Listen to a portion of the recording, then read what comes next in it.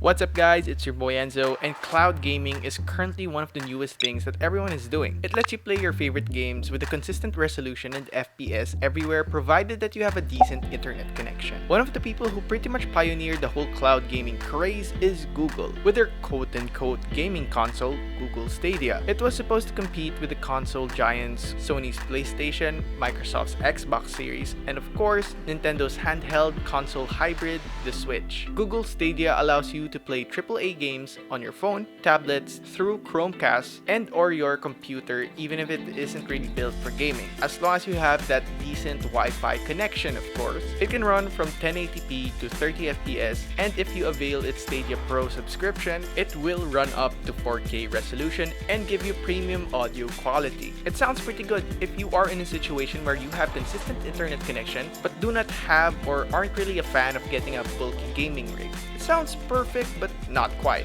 Google Stadia seems to be good in retrospect. Sadly, there are some cons in buying it. Like for example, not all of us have decent internet connections. If you live in a third world country like me, a Stadia might not be a great idea. Competitive games aren't really ideal for it as well because connections might be laggy, and we all know how frustrating lags are if you're playing a video game like Valorant or Fortnite or PUBG. Lastly, this is more of a personal thing, but the games aren't really that cheap. Sure, in Stadia, you won't ever need to download a whole game or like buy a dedicated gaming console just to play games, but the price for each game is equivalent to the original price in the market, which locks you to the whole Google ecosystem, which I'm not really interested in. Sorry, Google.